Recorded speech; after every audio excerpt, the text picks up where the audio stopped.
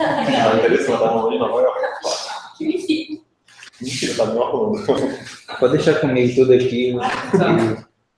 Foque na reunião, que qualquer problema que der aqui, eu resolvo. Questão de transição. Pode dar. Então, boa noite a todos. Estamos iniciando mais uma transmissão. Estamos um pouquinho atrasados por questões técnicas. Nós estamos com novos equipamentos e estamos em fase de transição, né? Quer dar algum aviso logo? Explicar o que está acontecendo? Sim, com certeza. Para o pessoal que chegou e não sabe, a gente avisou hoje que a gente vai tá fazendo uma transmissão teste com algumas companheiros nossos de NEPs do Brasil inteiro. Então, eu vou colocar aqui, até para vocês verem aqui, ó, quanta gente tem hoje aqui. Separado. Então, tu vai pra lá.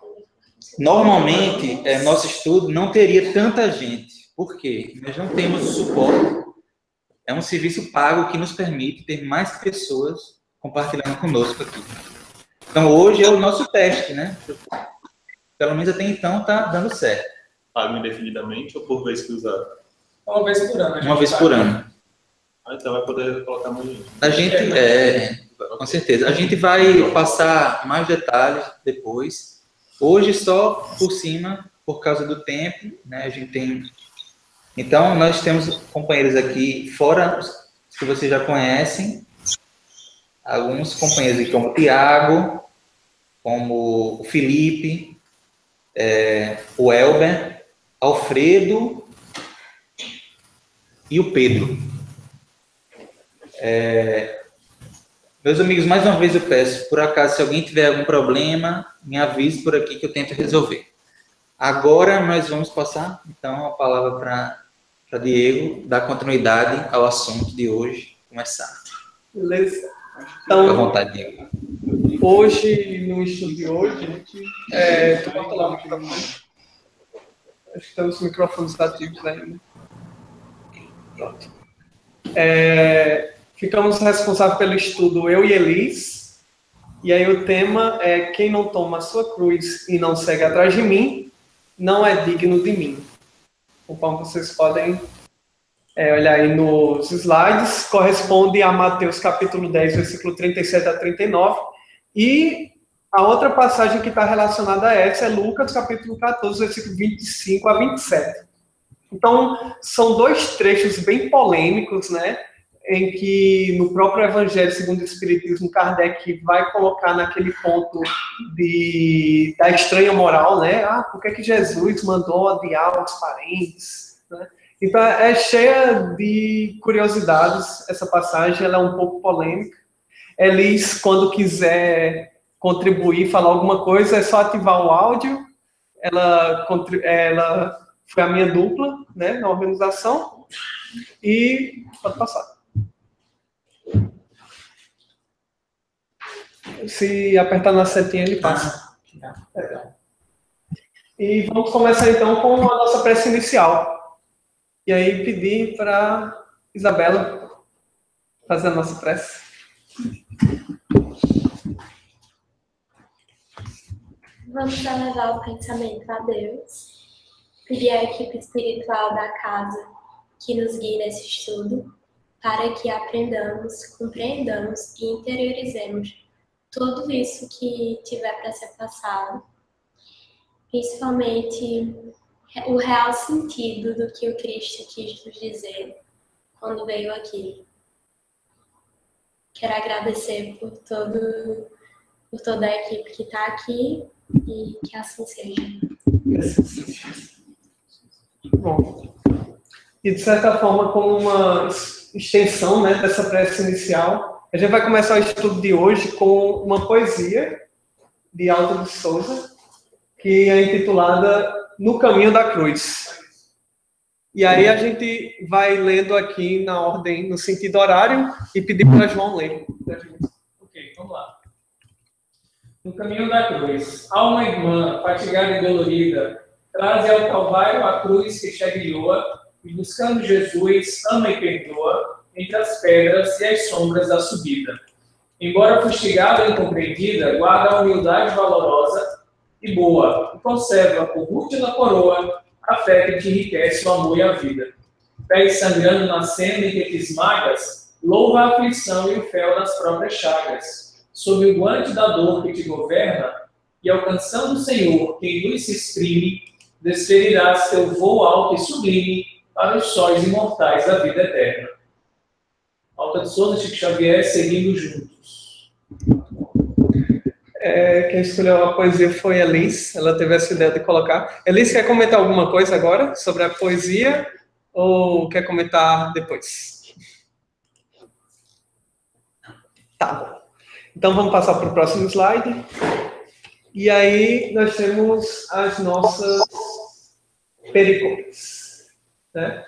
E vamos começar, então, pedir para a Thaleson ler ali. Todas. Tradução de Haroldo Dutra, Mateus, divisões. Quem ama pai ou mãe mais que a mim, não é digno de mim. Quem ama filho ou filha mais que a mim, não é digno de mim. E quem não toma a sua cruz e não segue atrás de mim, não é digno de mim. Aquele que tiver encontrado a sua vida a perderá, e aquele que tiver perdido a sua vida, por minha causa, a encontrará.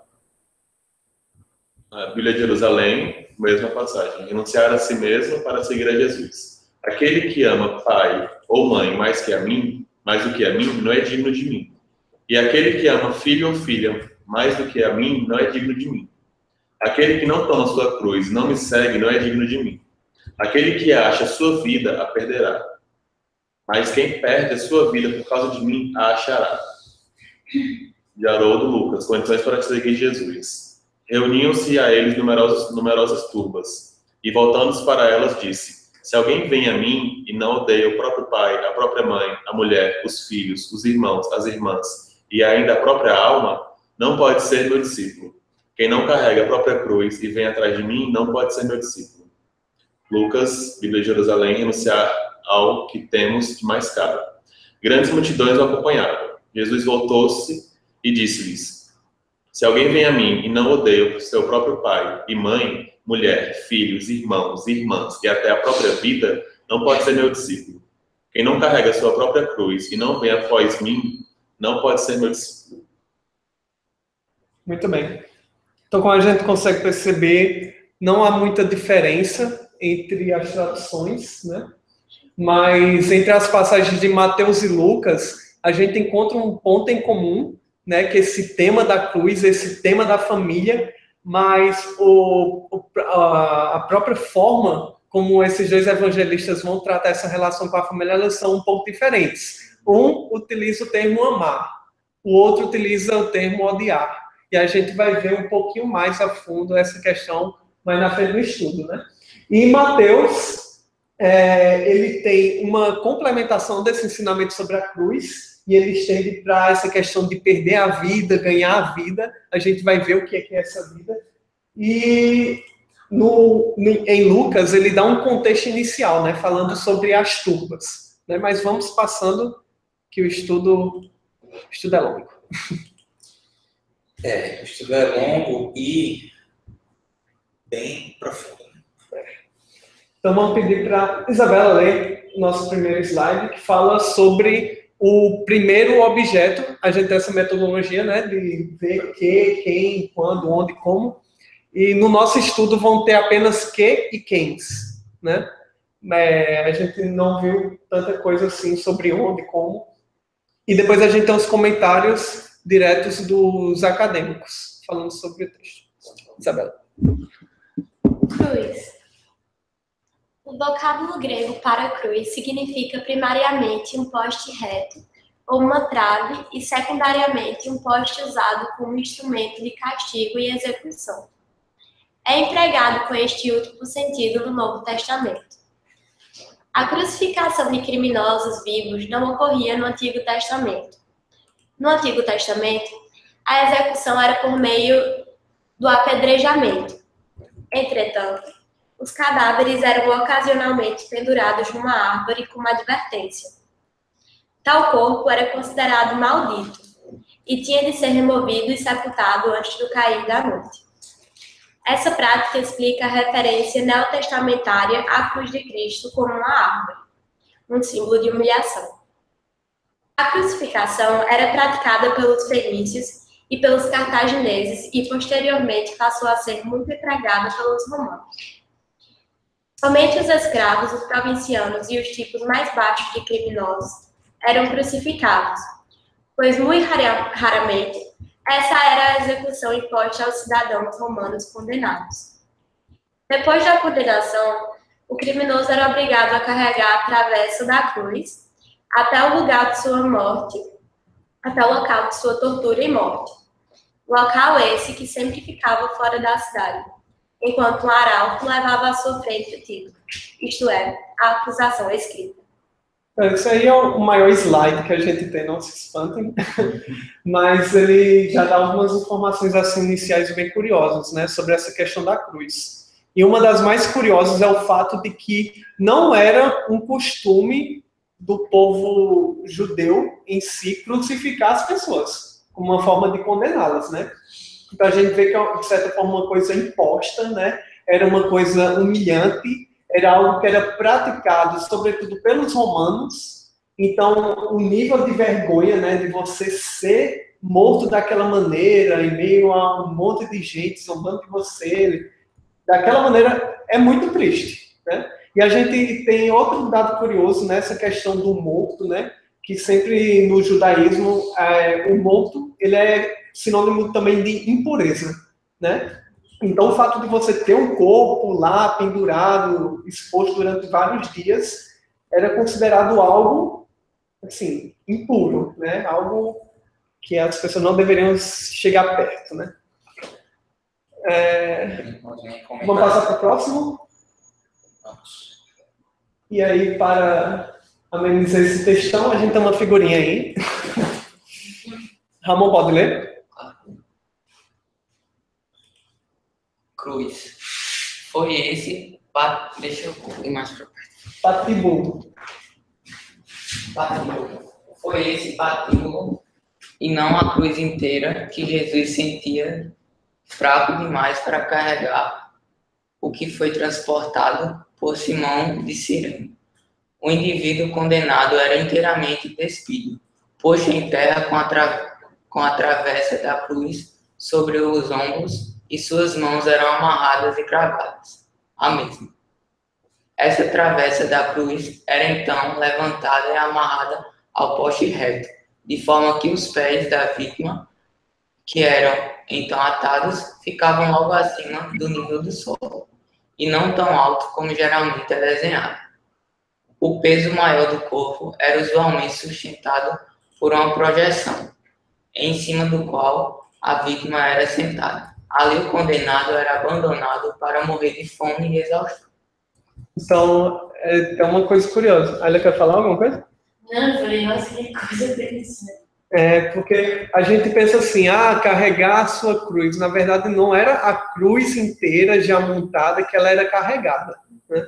Então, tinha essa parte que era um patíbulo, que no caso seria uma trave horizontal, que seria fixada, né? A gente tentou trazer um pouco dessa questão de qual era a geometria da cruz, né? Como uma forma de curiosidade para a gente entender, né? Que carregar a cruz inteira seria praticamente impossível para uma pessoa só, né? Porque a trave vertical em si, ela era muito pesada, né? Então, o condenado ele era forçado a carregar a trave horizontal, que era justamente esse chamado patíbulo.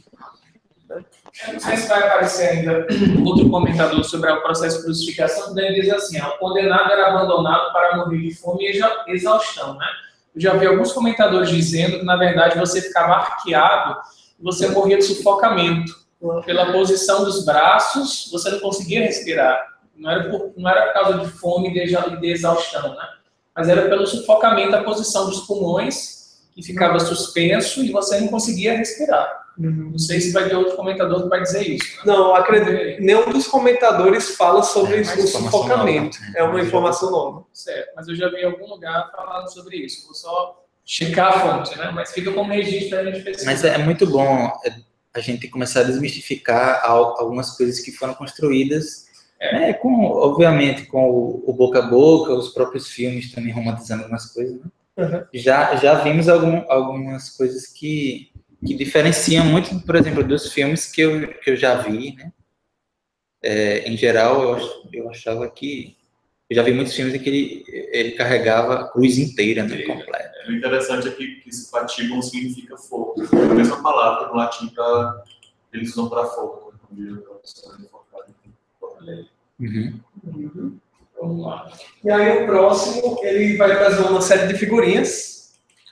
O próximo slide. E aí são vários formatos de cruz, né? A gente tem tanto a trave apenas vertical, que ela poderia ser a trave simples, que o condenado poderia ser colocado lá. Nós temos a combinação com o patíbulo, e aí essa combinação pode ser ou em forma de cruz ou em forma de T. E ainda tem esse em X, que inclusive foi usado, né, por alguns povos ao longo da história. A gente consegue ver esse X. Os romanos, na dominação da Gália, usavam muito Na Gália? Isso.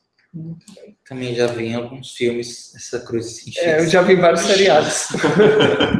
Aí não pode ler? Cruz. Era uma estaca de madeira vertical com uma barra atravessada, normalmente em formato mais de um T, do que o símbolo cristão, utilizada pelos romanos para executar criminosos que não eram cidadãos romanos. Os cidadãos romanos sentenciados à morte tinham direito a um modo menos doloroso de morrer. Evidências históricas e arqueológicas confiáveis confirmam que o tipo de estaca de execução utilizada em Israel, na época, tinha uma trave cruzada. Em latim,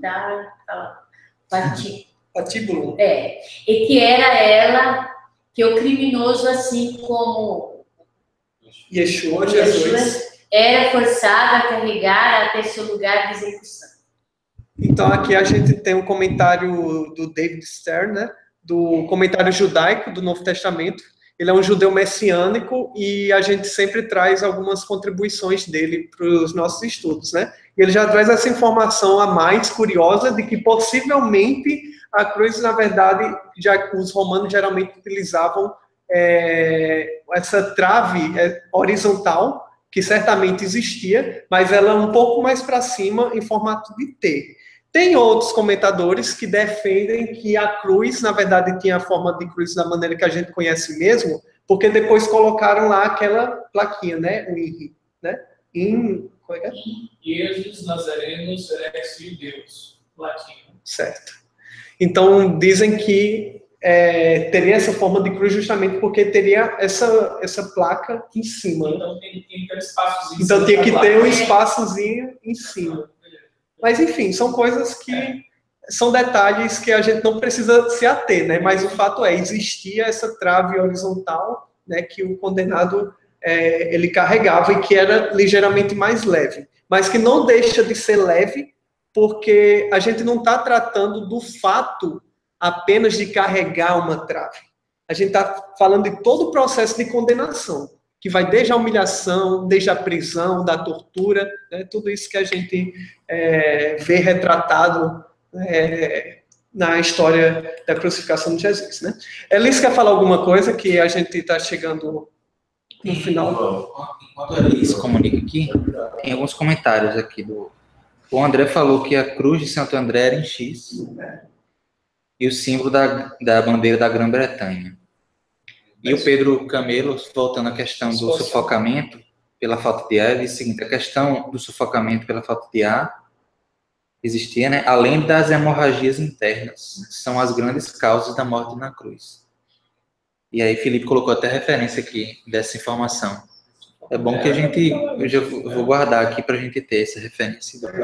Todo esse complemento todo, né? Verdade. E a Elis, que à vontade também. Elis, quer falar? A gente está concluindo aqui essa parte da cruz.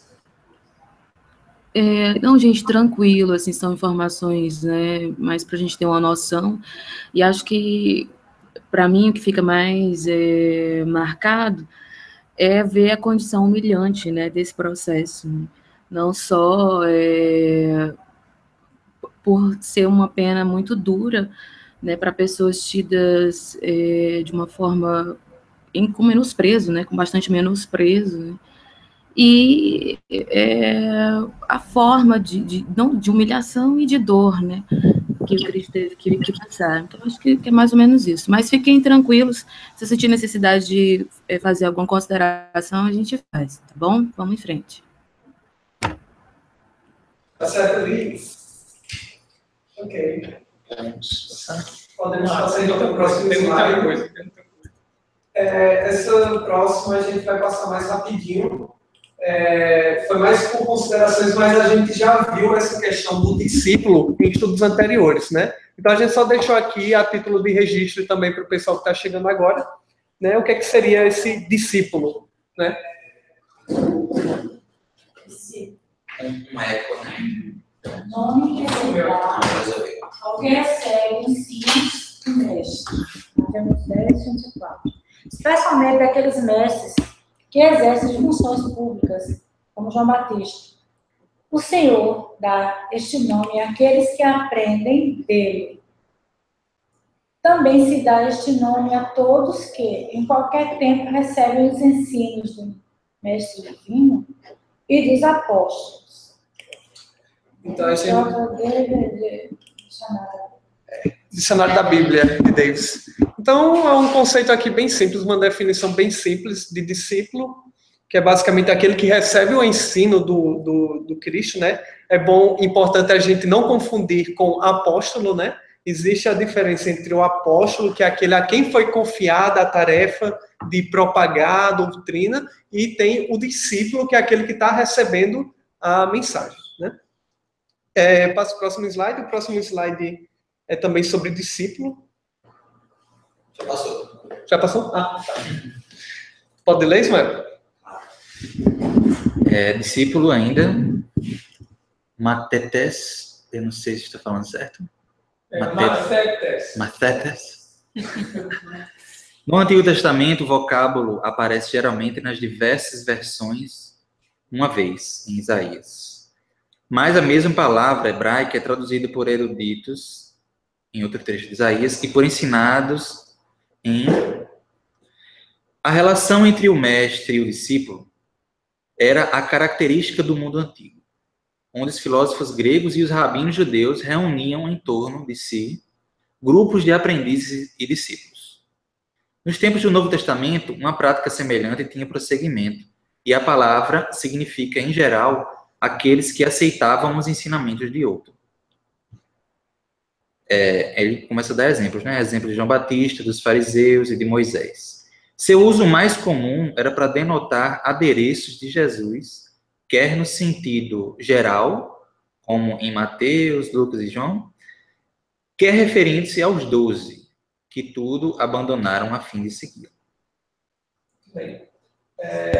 Um detalhe interessante, né, desse texto é justamente a gente perceber essa prática que ela é tipicamente oriental, né? Então, sempre no nosso estudo a gente faz essa questão da gente tentar se transportar o máximo possível para não só a época, mas também o local, né?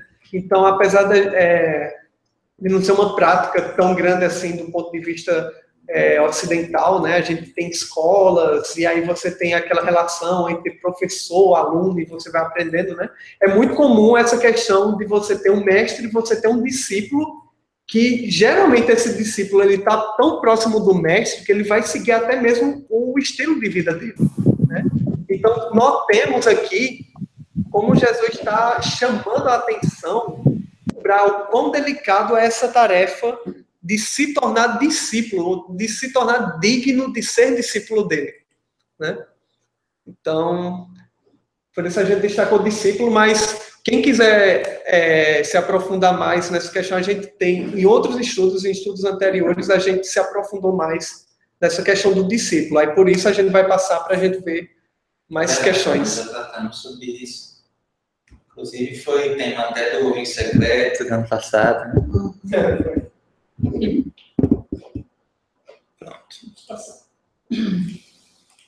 Pronto, e agora a gente tem alma Vida, psique. E fala perder a vida, né? Perder a vida, ganhar a vida, interessante. É bem curioso que no texto, Mateus, ele usa o termo vida, mas ele usa o vocábulo psique, né? No grego, o vocábulo psique, do qual vem a nossa palavra moderna, psique.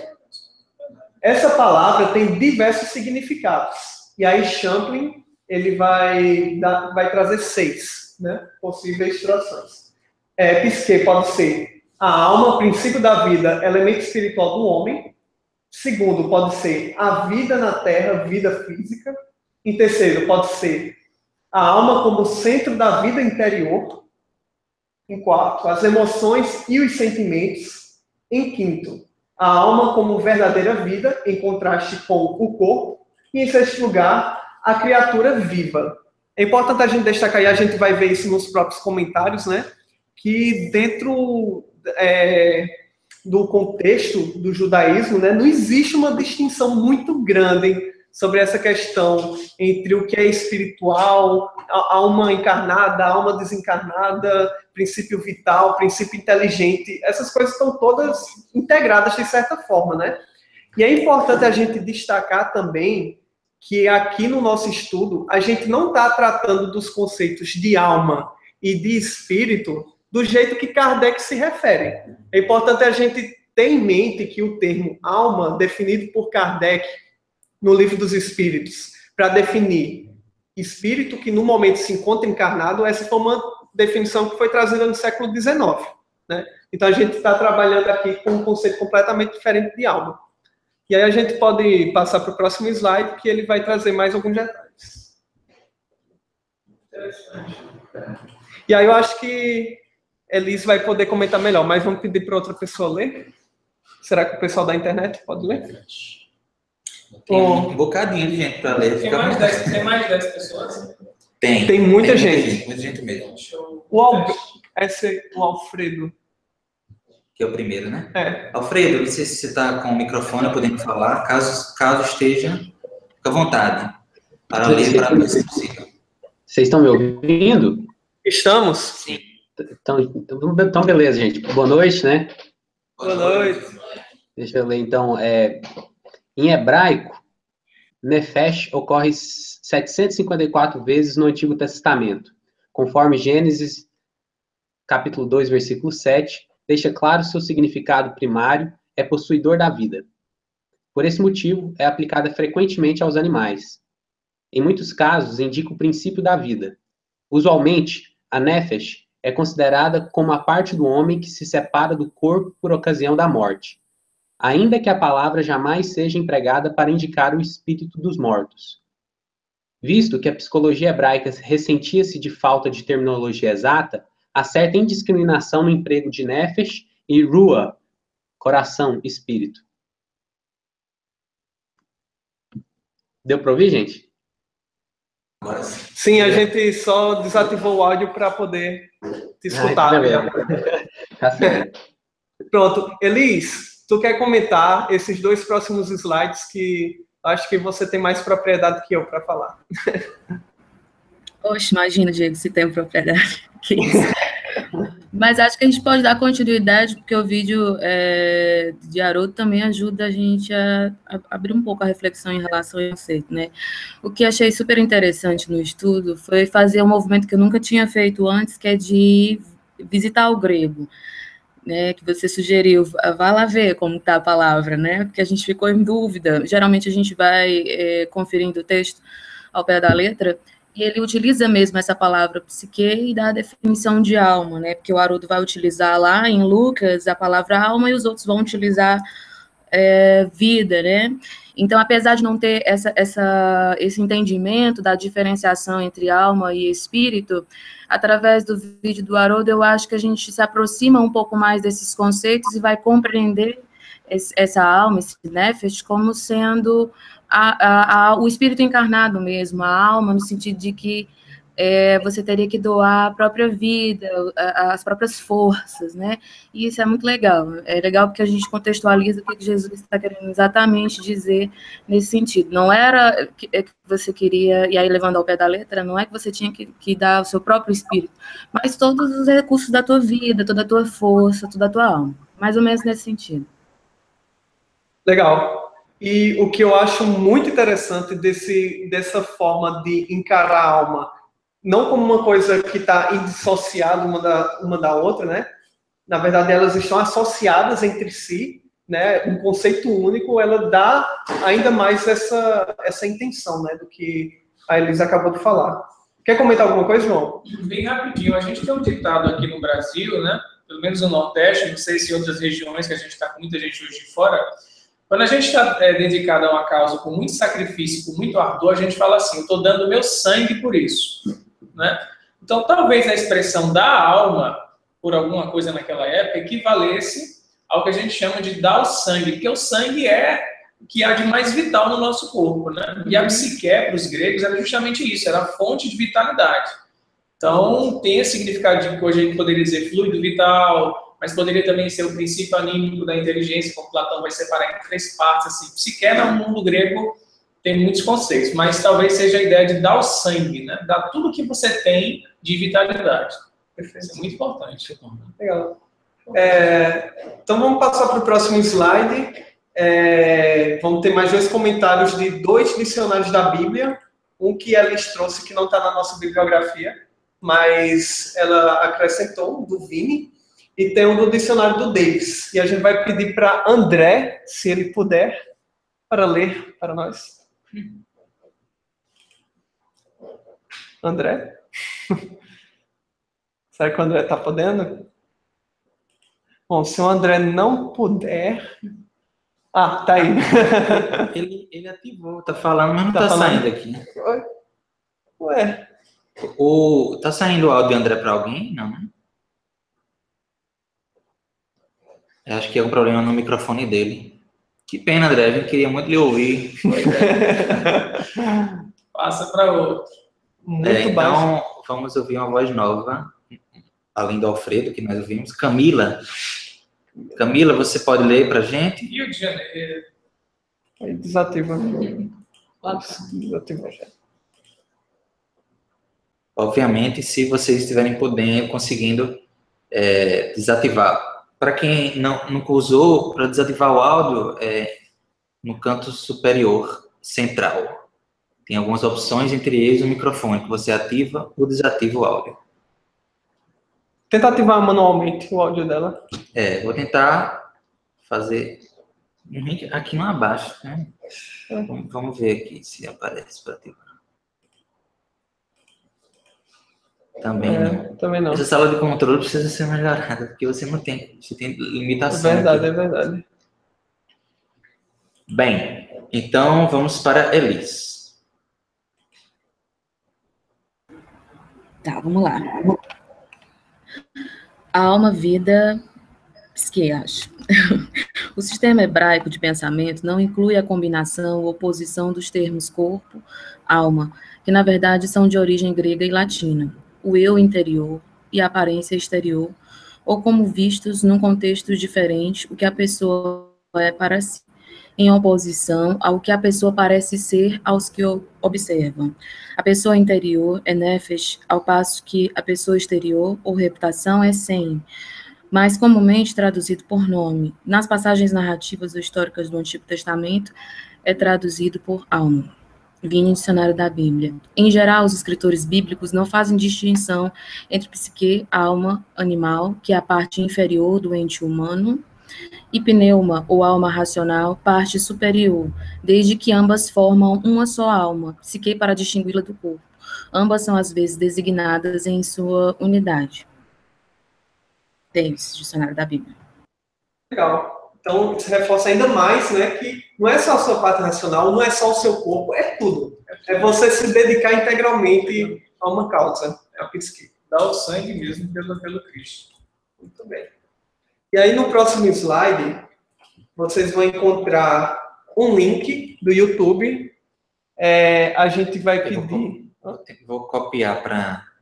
Tá. Explica para eles como que a gente faz. Pronto, o que é que a gente faz? Quando a gente chega no vídeo, geralmente porque o YouTube ele tem um sistema de direitos autorais, a gente não pode passar o vídeo do YouTube aqui no Hangout, ok? Então a gente vai copiar o link e vai colocar para vocês aí no bate-papo e a gente vai pedir para vocês assistirem aí no minuto 17 e 35 segundos até o minuto 18 e 45 segundos, ok? Vamos desativar aqui o áudio. A gente vai desativar aqui o áudio e quando a gente terminar de assistir aqui o vídeo, a gente vai retornar, ok, gente? 17h35 até 18h45, porque aqui não está aparecendo para eles. Né? Tá. Não, está aparecendo. Tá aparecendo. Até 18h45, isso. Vamos lá. Até já já.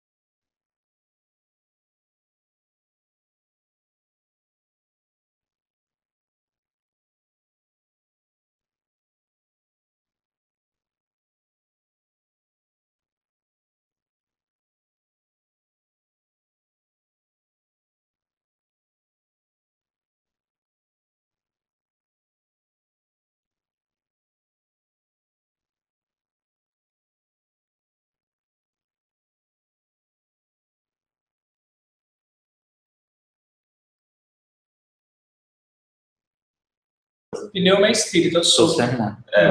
Todo mundo terminou? Sou. Tirando André, que a gente sabe que ele assiste na velocidade 2. Tá. Tu quer comentar alguma coisa? Não, eu tenho um pneu relativo quase a mesma coisa. Pneuma. Justamente, verdade. O pneuma em grego. Inclusive, vai ter nos slides também algo sobre É pneu. o sopro, né? É o sopro. Daí vem o pneu do carro, que é a ar que você bota. Foi pneu, mas a gente viu. Foi no último slide. Também. E pulmão, os problemas no pulmão. Pneumatórax. E é interessante, né? Que é a partir da garganta. A garganta é um instrumento de vocalização, né? E a gente tem toda essa questão, né, do princípio, era o verbo, e toda essa questão de como a ação divina ela se manifesta através da palavra, né? Que de certa forma é uma manifestação do som, né? Do sopro. Muito bom, bastante. Excelente, excelente. E agora? Elisa, quer comentar alguma coisa? A gente passa. Quer comentar alguma coisa, Liz? Ou a gente parte para os comentários acadêmicos? Se o pessoal também quiser acrescentar algo. Não, tranquilo, é isso mesmo, assim, era só para dar uma noção em relação à questão do conceito que ele vai fazer de nefesh, que é de alma, né, e que todos eles se relacionam com a definição de sopro, né, como rua, né, que tem mais a ver com espírito, e pneuma, como o João citou, e aí a gente vê a questão poética, né, Haroldo fala muito isso, né, da simbologia em relação a esses conceitos ao vento e ao espírito, e ao sopro da vida, bem legal. É porque o Ruach é o Espírito para eles, né? Eles chamam Ruach Kadosh, é o Espírito Santo, seria Deus. E o grego chama de pneuma, o que eles chamam de Ruach. E o que o grego chama de psique, eles chamam de nefesh. Então, a equivalência seria essa, mais ou menos, no grego e no hebraico. Interessante, né? Mas é o sopro, é o vento mesmo, é o sopro. Tá. Tu baixa um pouquinho mais o slide. Boa. Acho que tá... Isso. Será que se eu apertar aqui ele resolve? Tá bom, resolve. Ok, então vamos pedir para Eduardo. Eduardo chegou agora. E aí, tudo bem? Boa noite. Foi, parabéns, Eduardo. Tiozinho do grupo. Tu quer ler hoje? Quer já começar? Chegando e lendo? Chega chegando. Tá, então a gente vai pedir para Eduardo ler o próximo slide para a gente. Bem, então, reuniram-se a ele numerosas turmas, e voltando-se para elas, disse: as multidões saíam, acompanhando Jesus, correndo atrás de sua fascinante personalidade humana, maravilhadas com seus poderes psíquicos, com suas palavras de amor, de sabedoria e autoridade. O mestre observa os componentes do grupo, quando ali estão, a eles se tendem somente por causa dos benefícios recebidos ou a receber. Não é isso o que importa. Não é isso que interessa. Não é imitá-lo externamente, nas palavras e gestos. É algo mais profundo e misterioso. Novamente frisa com outras palavras as condições indispensáveis para que possa alguém ingressar na senda dos discípulos. Continua? Primeira. É as 4 condições. Isso. Odiar, Niceo, os parentes. Odiar os parentes. Por mais próximos e queridos que sejam. Segunda, não apenas os seres queridos externos, mas até a própria alma, psique. Ou seja, sua personagem terrena. Terceira, carregar sua cruz, já explicado no volume 4. E quarta, caminhar após ele, idem. Okay. Então a gente colocou aqui esse comentário do Pastorino, de uma forma mais geral, para introduzir o tema, justamente para contextualizar em que se insere todo esse contexto da fala de Jesus, né? E é muito interessante como o Pastorino começa o seu comentário em Lucas. Aqui não é o trecho de Mateus, esse aqui é o trecho de Lucas, né? Mas Lucas, ele ressalta, né, no início que reuniam-se a ele numerosas turmas. Isso já foi tema de estudos anteriores sobre a questão dos discípulos falando para Jesus: por que você não cura todas aquelas pessoas, né? Porque assim, na cabeça dos discípulos, Jesus estava ali para curar as pessoas todas. E Jesus deixa uma lição para eles, dizendo: não, meu objetivo aqui não é apenas curar. mas é sobre curar o corpo, mas principalmente curar a alma, né? Então, o comentário de Pastorino é muito pertinente, porque ele mostra que Jesus estava ali sempre rodeado de pessoas, mas não necessariamente aquelas pessoas queriam seguir a sua moral, queriam ser curadas do Espírito. Então, toda essa lição aqui, né, de carregar a cruz, de abandonar a própria vida, ela está inserida nesse contexto de, galera, vocês estão me seguindo aqui, vocês querem ser meus discípulos, mas só é digno de mim quem fizer isso, isso e isso. E aí ele traz uma série de recomendações, de exigências, né, que são bastante drásticas, né, que elas chocam a princípio, né. E aí aqui tem as 4 condições que são pontuadas por Pastorino, nesse comentário. Na verdade, tem outras, mas as outras vão ser do próximo estudo. E eu trouxe aqui só para pontuar mais. E agora, a gente, ao discutir Mateus, a gente vai se aprofundar em cada uma dessas exigências. Qual o sentido desse odiar? Nós veremos isso. Esse é um dos grandes pontos da discussão de hoje. O grego micel, que é odiar mesmo, no primeiro. Mas segurem-se nas cadeiras que a gente vai chegar lá. Vamos lá. Esse é o nó da questão da união nesse odiar. Justamente. Podemos seguir? Alguma dúvida sobre... Podemos seguir. Isso aqui foi só um slide introdutório, né? Mas a gente vai se aprofundar agora. Até encaixando com o que a gente já estudou, né? Justamente. Muito importante. Fazendo a costura com os estudos anteriores, né, gente?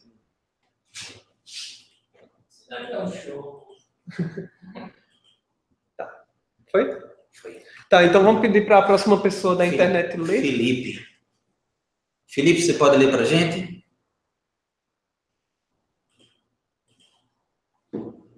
Se você puder. Veja isso. Oi. A gente está com esses probleminhas de áudio. Então... Não, mas ele conseguiu ativar o áudio. Agora ele não está conseguindo falar. Isso aconteceu com o André também. A gente é bom que a gente vai sabendo já os problemas, né? Que vão acontecendo. Elis está conseguindo. A gente não está lhe ouvindo, só explicando, viu, Felipe? Apesar de seu áudio estar ativado, a gente não está lhe ouvindo aqui por razões desconhecidas. O pessoal da internet está ouvindo ele? Vê lá nos comentários. Não. O pessoal não está escutando, não. Não, né? Passa para o próximo. Então, vamos tentar. Uma pena, inexplicável. Vamos ver se Israel consegue. Israel, ative seu áudio aí para ver se a gente consegue lhe ouvir.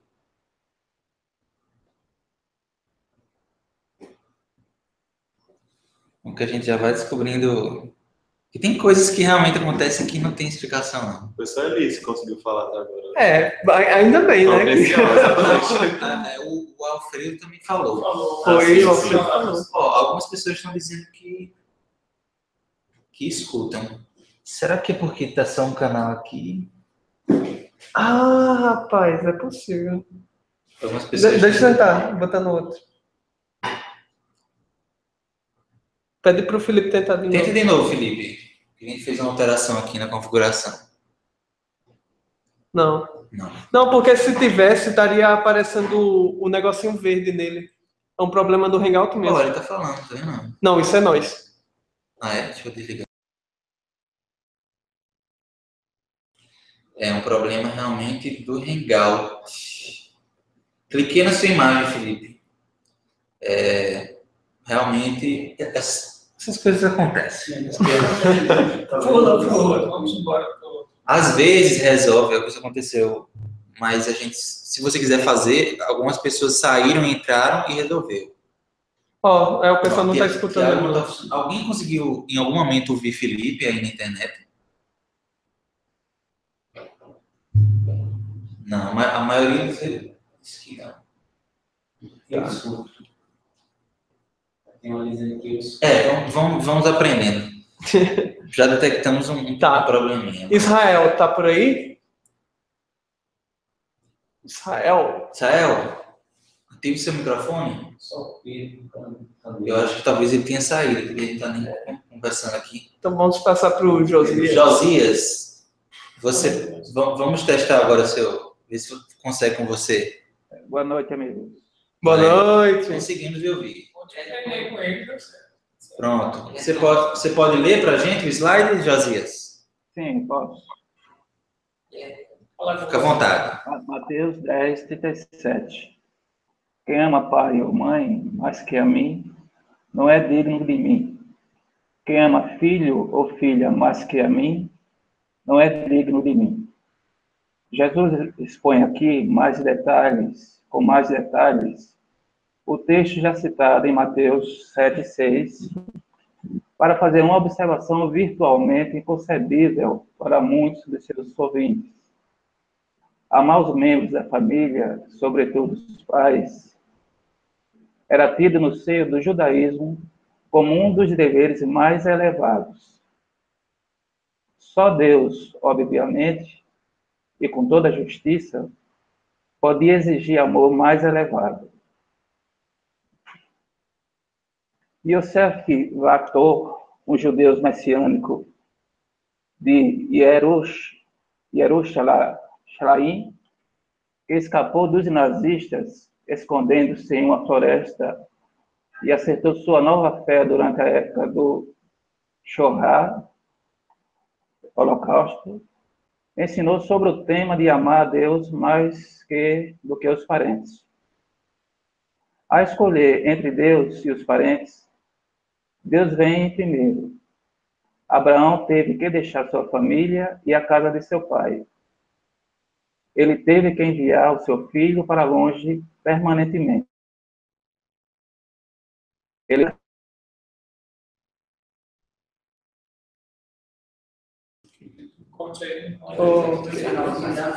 Foi. O áudio só contou no final, mas deu para escutar inteiro. Ok, obrigado, Josias. Então, esse comentário aqui, ele traz alguns comentários iniciais, né?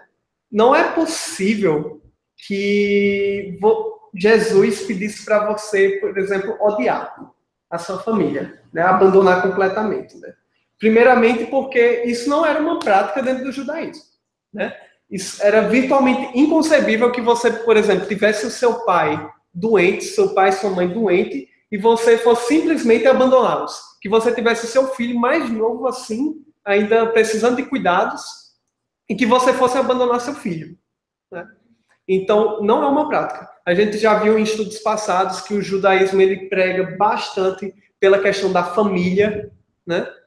E tem esse outro comentário, né, desse judeu messiânico, que ele vai trazer uma série de citações da Gênese, né, do Antigo Testamento, mostrando sobre a prioridade que as pessoas deveriam dar a Deus em função da família, né? E aí ele vai trazer uma série de exemplos, né? Um ponto importante ali que Diego colocou em relação aos judeus, a gente pode pensar na construção dos 10 mandamentos. Certo? Então, os 3 primeiros mandamentos são a relação do homem para com Deus. Não ter outros deuses, adorar um Deus único, não fazer imagem, né? E depois de você cumprir os seus deveres para com Deus, o primeiro mandamento que vem é honrar pai e mãe. Uhum. Então, é assim, abaixo de Deus, as pessoas mais importantes são pai e mãe. A questão de Jesus aí é quando ele diz assim, digno de mim. Isso para um judeu, assim, quem é você para dizer que você é superior a meu pai ou a minha mãe ou superior a Deus, né? Porque o judeu aceitaria se Jesus dissesse, amem a Deus primeiro do que seus pais, ok. Mas como assim amar você? Você é uma pessoa, né? Então eles se sentiam chocados com isso porque Jesus pediu um amor para ele, Jesus. Não era para Deus, era para ele, digno de mim. Não ele disse assim, digno de Deus. Assim, quem é você que está se colocando acima de Deus? Os fariseus não falam isso. Você é maior do que Abraão? Quem é você para dizer essas coisas, né? Então, para muita gente, parecia uma arrogância de Jesus chamar para si uma condição superior aos outros seres humanos e divinizado, né? Isso chocava o judeu. A pessoa dele, enquanto um ser divino, pedindo amor primeiro para ele do que para os próprios pais, né? E eu acho que até hoje em dia, né, se Jesus de repente aparecesse, se a gente não soubesse quem ele é, imagina uma pessoa chegar e pedir isso para ela também. Isso. Essa interpretação, não, é só uma pergunta. Não teria levado, então, ao entendimento de que Jesus seria Deus? Isso. Aí quase que confirma. Exatamente. É como dizer, Deus sou Deus. Exatamente. Embora ele disse em algumas passagens, vós sois Deus. Isso. Você pegando esse trecho isolado e alguns outros trechos isolados, você interpreta como se ele fosse o próprio Deus encarnado, né? Mas no todo do Evangelho, a gente sabe que ele mesmo afirma que o Pai é maior, o Pai enviou, né? Mas ele se posiciona como um ser divino, acima dos humanos. Isso ele se posiciona. Aí É importante choca, fazer né? Choca o judeu. esse cotejo entre os textos. Até eu acho que não sei se é o Champion ou o Pastorino que vai fazer essas comparações. Como fazer uma interpretação radical da fala de Jesus, se em outro momento ele fala dessa outra forma. Né? Como fazer uma interpretação ela totalmente direcionada apenas a um trecho, restrita, né? Sem levar em conta o contexto da própria Bíblia, outras passagens que ele comenta. Então, é uma interpretação muito pobre, que infelizmente, ainda existe em alguns círculos esse tipo de visão em relação ao texto, que a gente está justamente tentando se desvencilhar disso, né? Procurar ter uma visão do texto ampla, texto bíblico amplo. Perfeito. Então, ser divinizado seria uma interpretação, um ser divinizado. Vamos dizer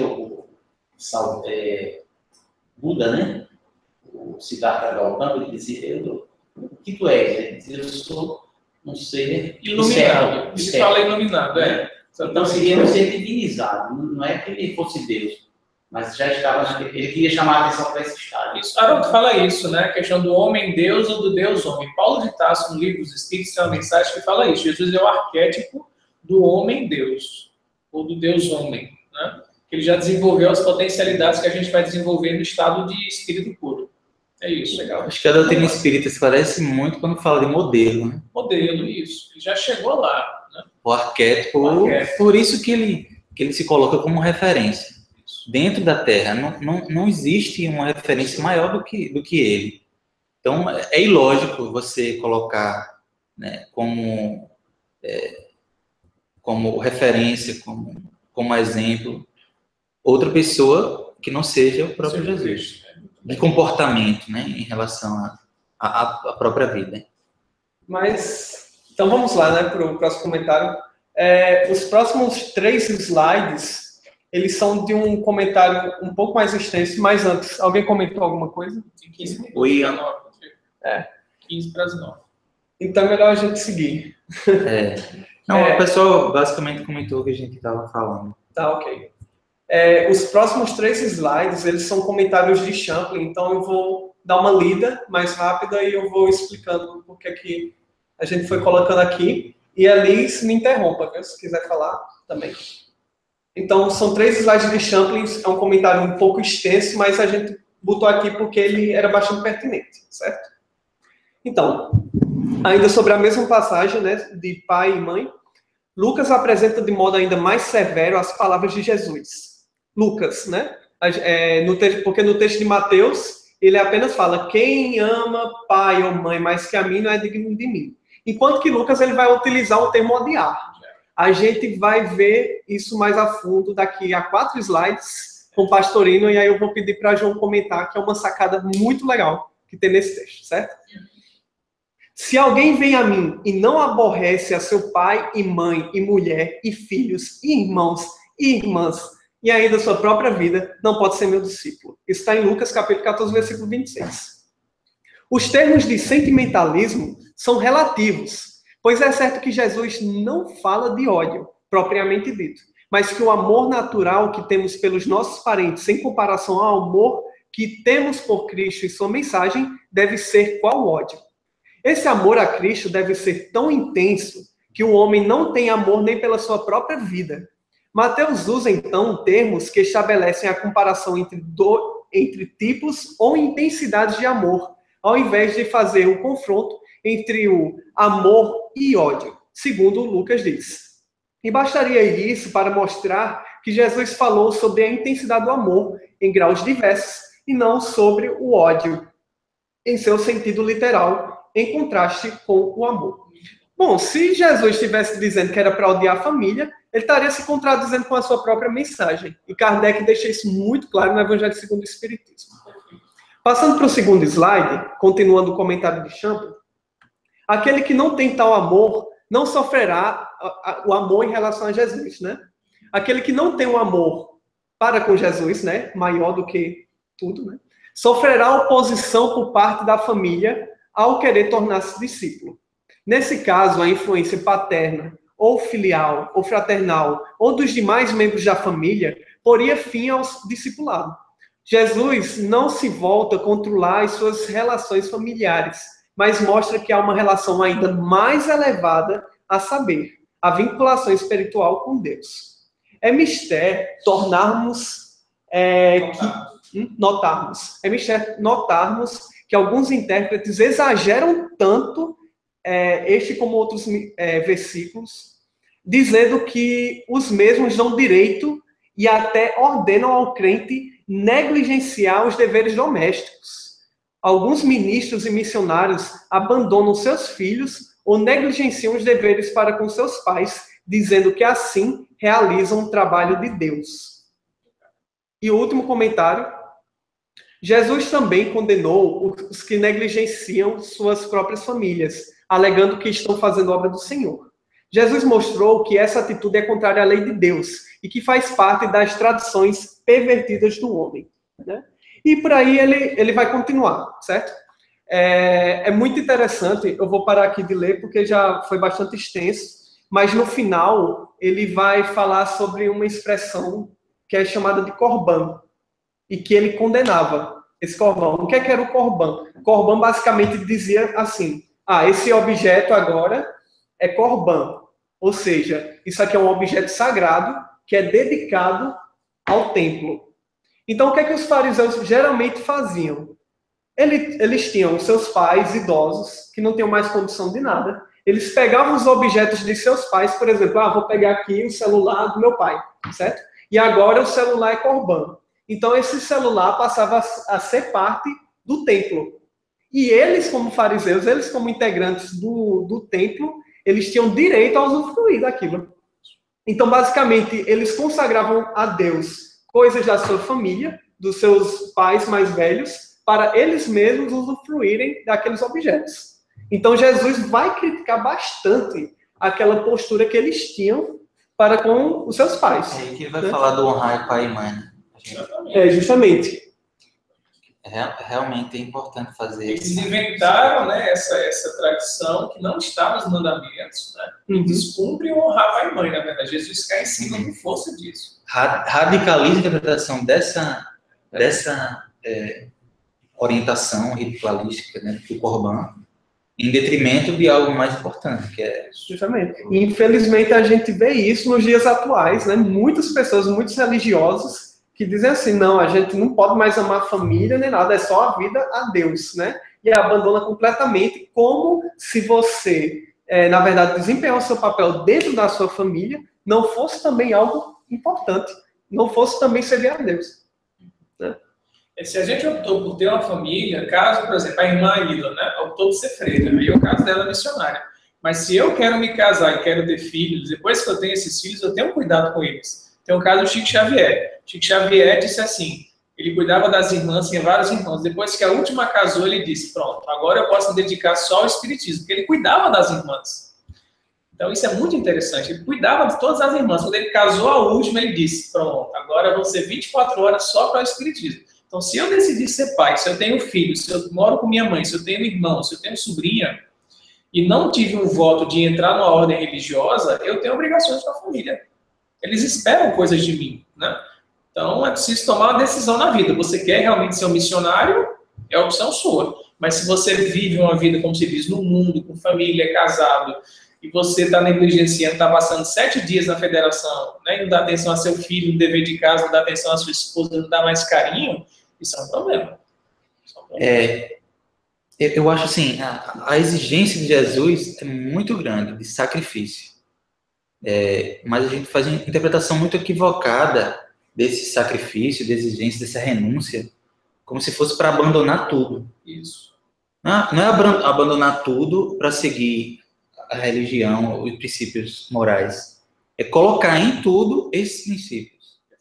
É aplicar em tudo esses princípios. Então, essa história de que para seguir Jesus é preciso abandonar tudo, se despir de tudo que é material, sair andando descalço, não é condizente com a mensagem de Jesus. É uma exigência interna. Se você quiser, obviamente, fazer um voto de pobreza, todos têm o seu caminho, né?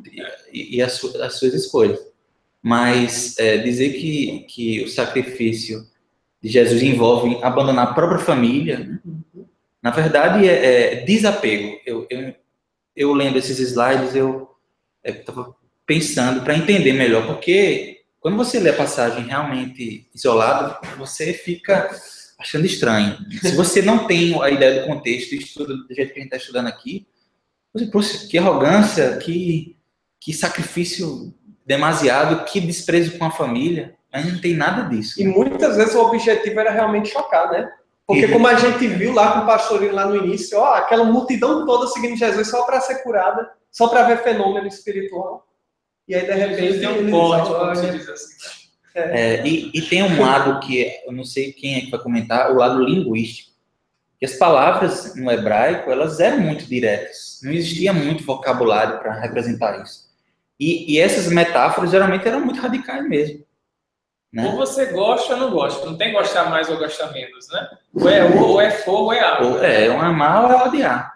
E é justamente tudo que é material, inclusive as próprias pessoas, não são posse de ninguém. Então, eu acho que essa lição de Jesus é uma lição de desapego também, da própria família, porque às vezes a gente fica acoplado na família, né? Como se fosse sugando, como se fosse algo de dependência.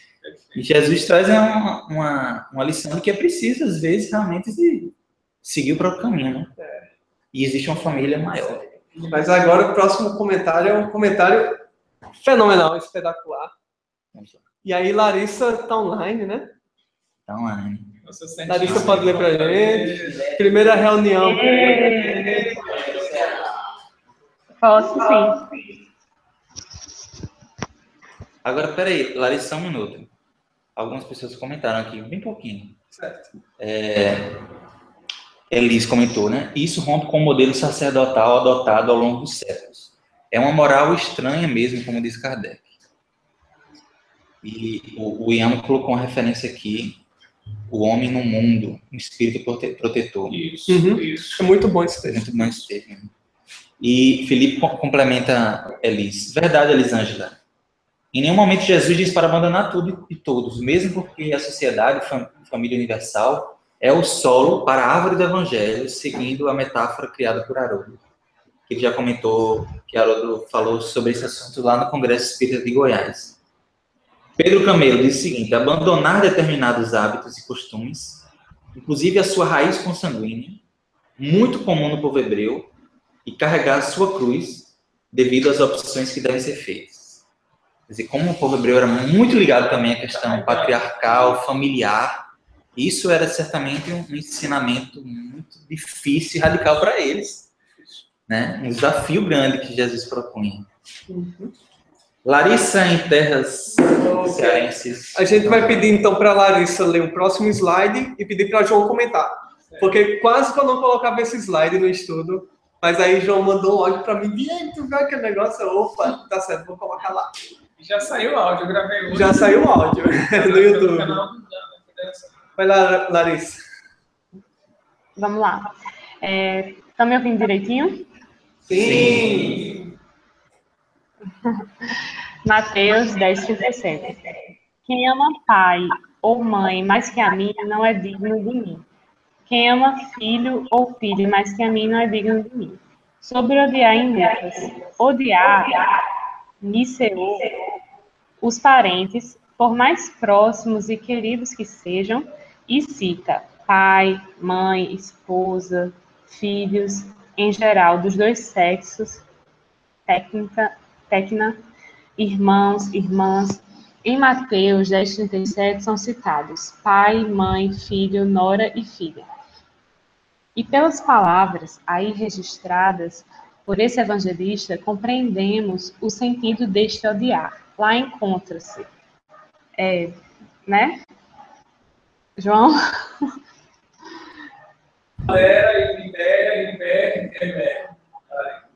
Ok. Isto é, o que ama o pai ou a mãe acima de mim, mais que a mim. Trata-se, portanto, de dois termos de comparação entre dois amores, levado ao extremo exagero por metáfora, devido à exuberância do linguajar oriental. E sobre amar em Mateus. Quando Jesus compara o amor que a ele devemos ter, maior que o dedicado a pais e filhos, emprega o termo filéu, que exprime o amor terno e instintivo, e não agapao, que é a afeição respeitosa dirigida a um benfeitor. Entre os israelitas daquela época era comum ser o mestre colocado antes do pai. O pai nos colocou neste mundo, mas o mestre, que nos ensina a sabedoria, nos dá a vida do outro mundo. Pastorinho. Tudo bem, pode comentar, João. Então, assim, na primeira parte do diário de Lucas, né, assim, como estava sendo colocado, naquelas culturas antigas, era comum eles terem contrastes, né? Falar em contrastes, preto e branco, luz e sombra, amar e odiar. Então, não era comum ter expressões de amar menos, amar mais, odiar menos, odiar mais. Então, quando Jesus fala em ódio, não é aquele ódio que a gente tem hoje, realmente de não gostar da pessoa, de querer assassinar a pessoa, de querer perseguir, né? É realmente um amar menos. E essas duas palavras gregas aí, os dois verbos, né, filéu e agapao, eles dão um sentido muito claro da ideia de Jesus. A gente gravou um áudio, está lá no canal do nosso NEP, explicando bem melhor, com mais detalhes isso, mas em resumo é o seguinte. Em Mateus, Jesus fala amar pai e mãe e ele usa o termo filéu. O que é o amor filéu? Filéu lembra o quê? Filia, que é amizade. Lembra filos, né? Que é amigo. Então, o amor que você tem pelo seu pai, pela sua mãe, pelo seu irmão, pelo seu namorado, é aquele amor de amizade, um amor de proximidade, como disse o Pastorino, um amor de ternura e um amor instintivo, de sentir uma conexão com a pessoa por ter gostos parecidos, por ter interesses parecidos, por torcer pelo mesmo time de futebol, né? Aquele amor passional. Ah, meu irmão é flamenguista, é vascaíno e tal. Então, você ama por isso. Mudou de padrão, você não ama mais. Já não gosto mais de você. É um amor que varia conforme os nossos interesses. O amor, que é o verbo agapao, que daí vem uma palavra que a gente conhece muito, que é a palavra ágape. Tem algumas igrejas até evangélicas que se chamam ágape, né? O que é ágape em grego? É a tradução que a gente coloca muitas vezes como fraternidade. É o amor fraterno, é o amor espiritual, o amor de caridade.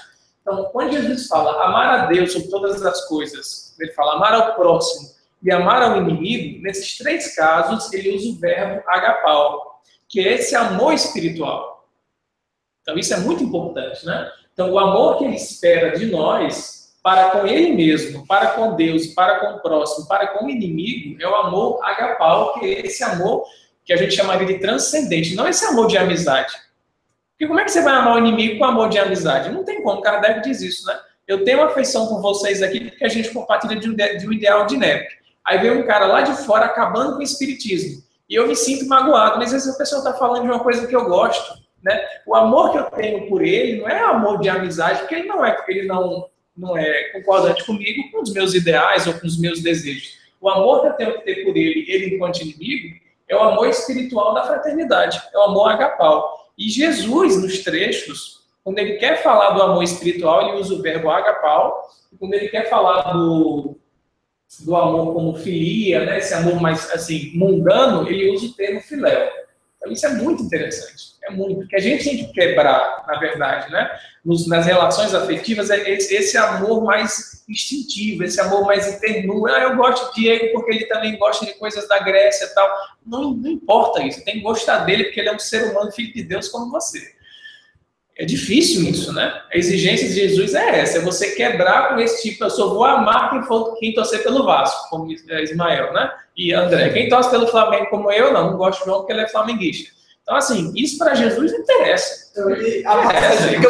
Fica muito mais bonito e faz muito sentido, né? Porque ele não fala, quem não ama a mim, sobre todos os aspectos. Ele não está falando que não é para amar, continuar amando sua família do ponto de vista fraternal. Isso. Do ponto de vista, você é meu pai, você é meu filho. Ele só diz assim, quem não me ama como amigo mais do que a própria família, não é digno de mim. Porque, às vezes, o interesse da família, do ponto de vista material, é diferente. É contrário ao ensinamento do Cristo. E aí eu até coloquei no áudio que a gente gravou exatamente isso, que quando você vai para uma situação prática, por exemplo, Eduardo trabalha no TRE, certo? E tem uma função lá, um cargo que ele pode nomear pessoas. Aí passa Ismael no concurso e passa uma outra pessoa.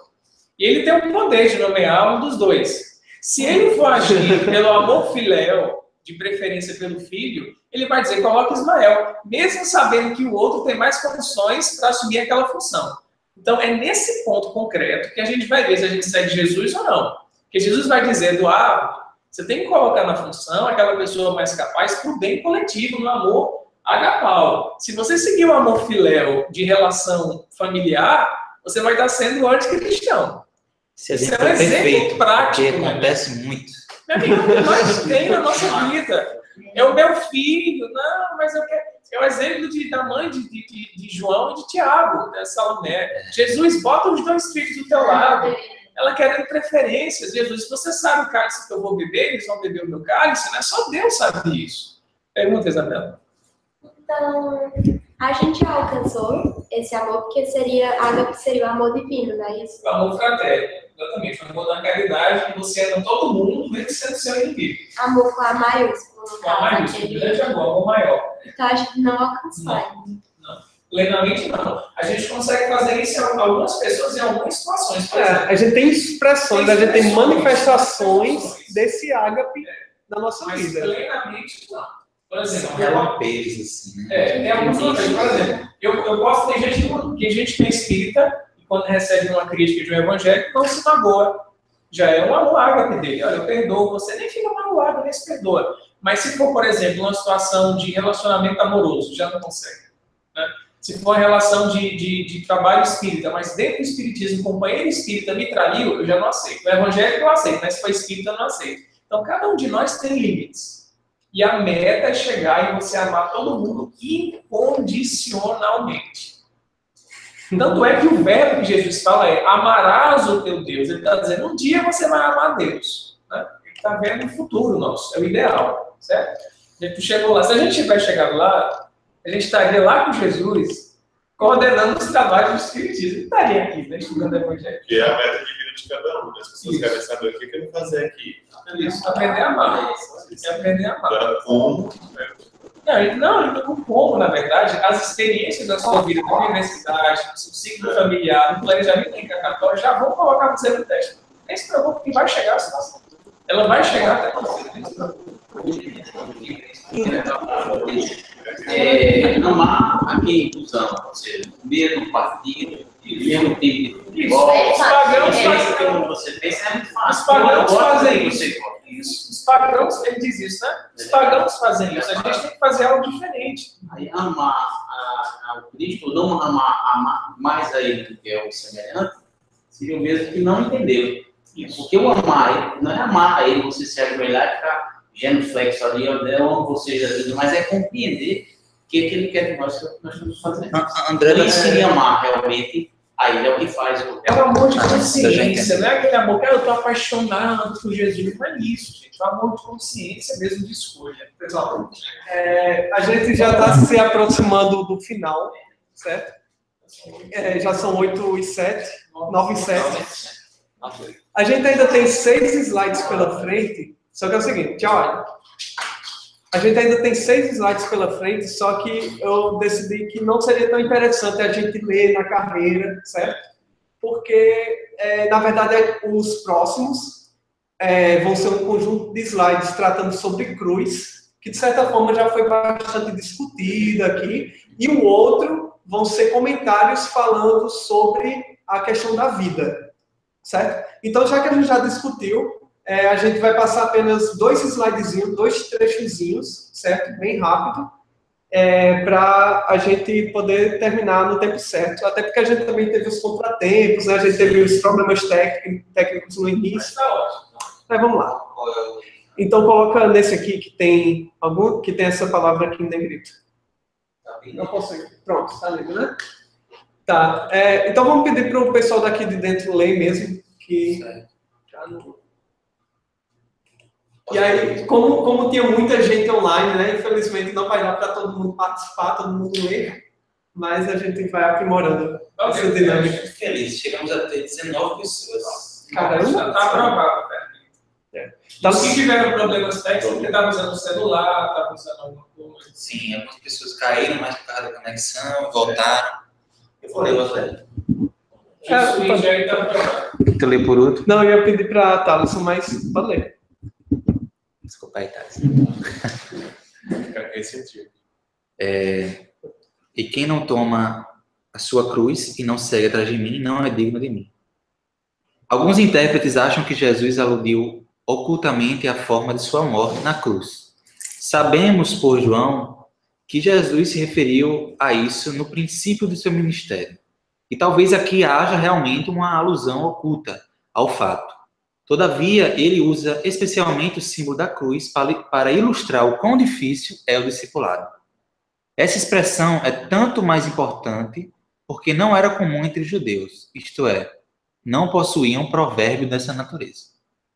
Com essas palavras, Jesus mostra que o discípulo traz em si mesmo o meio de destruir a vida do discípulo, posto que o autêntico de Cristo deve entregar totalmente a sua vida ao serviço de Deus. Ok. Por que que a gente colocou aqui esse trecho? Que ele é muito importante. Olha só. Enquanto a gente tem situações em que Jesus falava alguma coisa que, por exemplo, era uma coisa que todo mundo falava. Como, por exemplo, quando ele está lá na cruz, aí ele vai falar, pai, por que me abandonaste? Né? E que, na verdade, ele está citando um salmo. Né? Então a gente vê, nossa, olha, ele estava citando o salmo, tinha toda essa significação. Aqui é exatamente o contrário. Não existia uma expressão, quem carrega minha cruz, como se fosse carregar um fardo. Ele está realmente querendo chocar as pessoas com uma coisa que não era uma expressão do cotidiano, mas que fazia parte do cotidiano deles observar aquele fenômeno.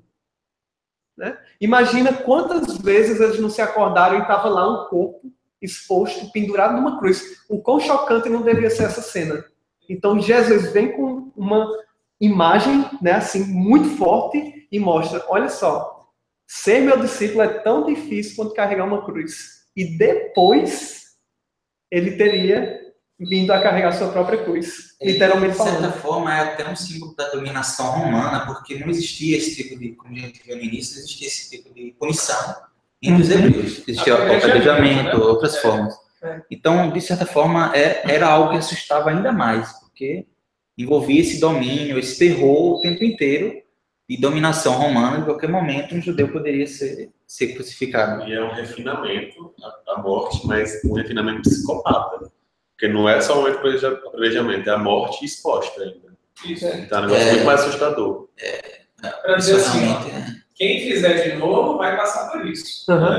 E o Champlin até comenta que depois que de cruz, de algo que era um instrumento de morte, ela se tornou um símbolo de transcendência. Um símbolo de vida. Mas é interessante que esse significado de cruz que nós temos atualmente foi ressignificado por conta de Jesus. Mas antigamente ela significava terror. Né? Então vejamos como é forte quando Jesus fala isso. Elis, quer comentar alguma coisa? A gente só vai ter mais um slide depois de aí. Não, Diego, foi ótimo. Muito bom isso tudo. Só lembrando que a gente vai continuar esse assunto para quem não lembra, mas nós temos 2 reuniões por cada tema. Então, próxima semana a gente vai continuar a falar sobre esse tema, né? Expandindo as discussões. Uhum. E aí vamos lá para o último slide, que é um comentário de Pastorino, para a gente encerrar. Pronto. Pode ler, Thales? Quando chegar lá. Aí. Esse? Esse mesmo. Comentário de Pastorino sobre Mateus 10:39.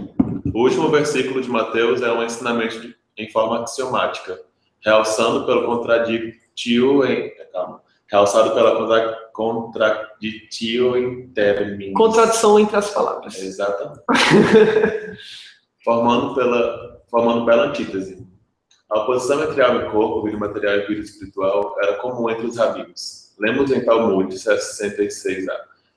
Que fará o homem para viver? Dar-se-á a morte. Que fará o homem para morrer? Dar-se-á a vida. Cristo adota o pensamento, acrescentando uma condição taxativa. Por minha causa, quem acha sua alma, completando-a com as satisfações terrenas, sem cogitar do espírito, a perde. Mas quem, por causa do espírito, perde sua alma nas dores e dificuldades terrenas, a encontrará mais aperfeiçoada, após transpassar o túnel estreito e escuro do túmulo. Muito bem. Perder e ganhar, Pastorino fecha com chave de ouro a essência da passagem, né?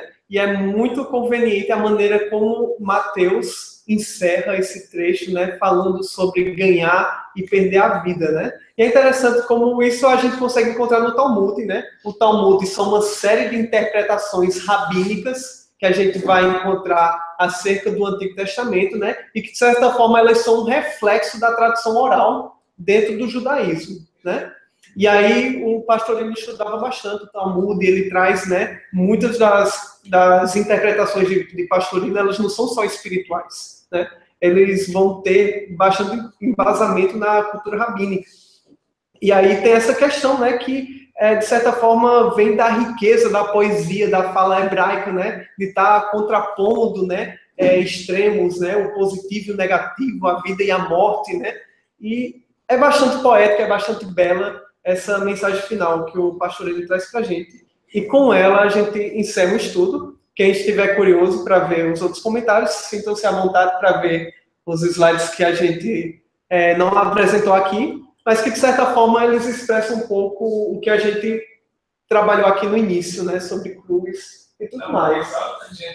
E aí, próxima semana, a gente vai trazer, no caso, os comentários espirituais. A gente vai fazer os deveres de casa e aí as duplas vão ficar responsáveis por trazer as suas interpretações acerca dos textos que nós vamos passar. Ok? Obrigado, Diego e Elis, em nome do grupo, porque o material foi ótimo mesmo. O trabalho que vocês tiveram de pesquisa é excelente. Vale até umas palmas.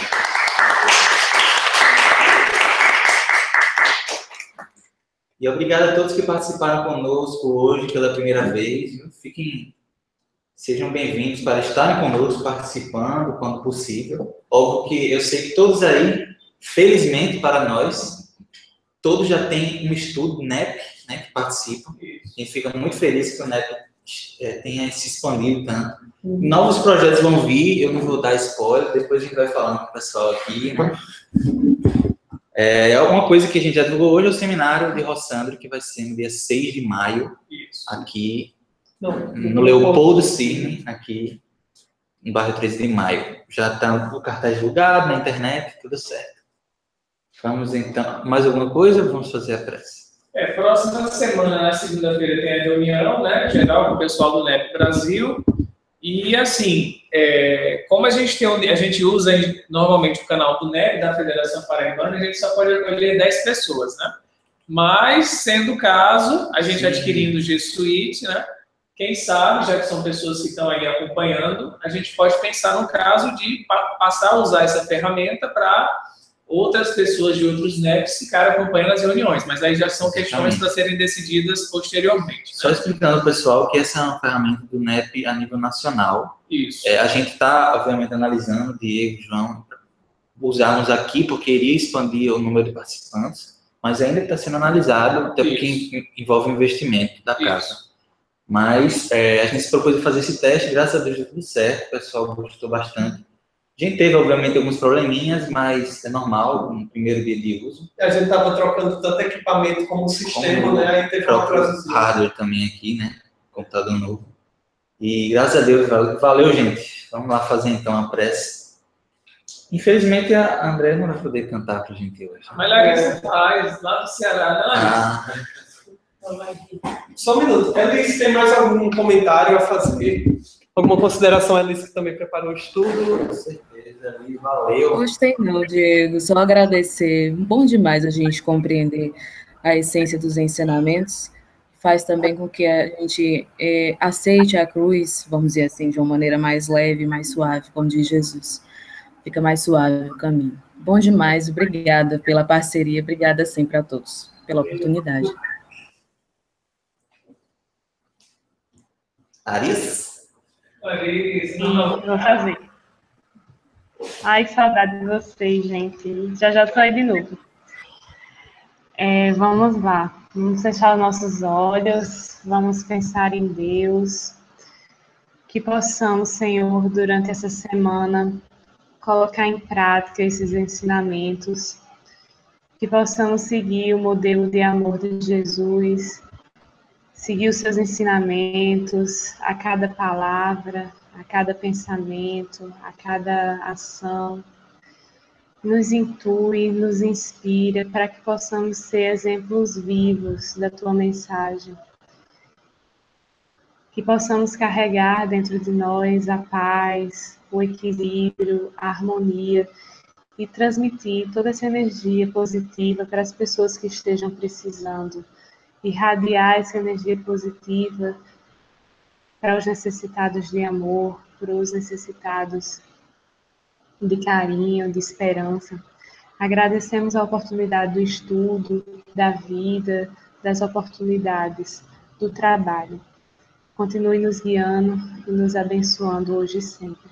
Que assim seja.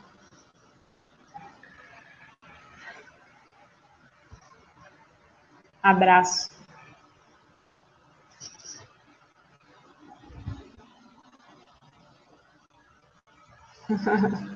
Tchau, gente.